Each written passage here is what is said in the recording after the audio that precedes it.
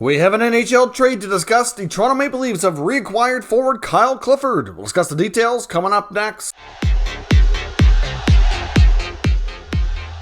So welcome back to another video here at Top Shelf Hockey. As I mentioned, we have an NHL trade to discuss. The St. Louis Blues have traded forward Kyle Clifford to the Toronto Maple Leafs in exchange for future considerations. Of course, Kyle Clifford was placed on waivers yesterday and did not get claimed, which we found out just a short time ago this afternoon. So that makes him eligible to be assigned to the minor leagues. So he can now be traded to the Leafs and not immediately have to go on the NHL roster. He can report immediately to their American Hockey League affiliate, the Toronto Marlies, and then the Maple Leafs can decide to recall him at a later date. Once he's recalled, he'll either have 30 days or 10 games to be played before he would require waivers again. So clearly this was a calculated move. I think the Blues and the Leafs probably were already talking about this trade a few days ago before he was placed on waivers. That's most likely how this all went down. And the Leafs probably agreed to make a deal if he was not claimed in waivers. Now you might say, well, why would they do this? Well, because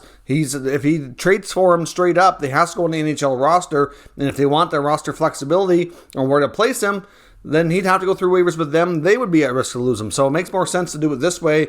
Obviously, Kyle Clifford will get reacquainted with Kyle Dubas and the Maple Leafs. Of course, Clifford was a part of that trade from the LA Kings to the Toronto Maple Leafs, which also brought Jack Campbell to Toronto. Afterwards, Clifford's contract was expiring, and he ended up signing with the St. Louis Blues. Obviously, things haven't quite worked out for him this year, and now he makes his return. Of course, he's a character player with a lot of playoff experience, obviously some Stanley Cups to his name, obviously a guy who's not afraid to drop the gloves, adds an element of toughness, which is something that the Leafs certainly don't have a ton of, so I can see this being a good fit. He can kind of stay in the minors until he's needed. They can call him up, and we'll see where it goes, but depending on how long he stays in the minors, it might be tricky for them to navigate the waiver wire themselves, to have him between the NHL and AHL throughout the year, but it'll depend on the rest of the roster, injuries, etc. But for now, he's the Toronto Maple Leaf, and he's only signed for the rest of this season only at $1 million, and after that, well, he'll be a free agent here yet again unless the Leafs decide to work out some sort of extension. So let me know your thoughts on this trade. There's plenty more news to discuss today. There's already been a video recorded which will be going up on the channel here shortly,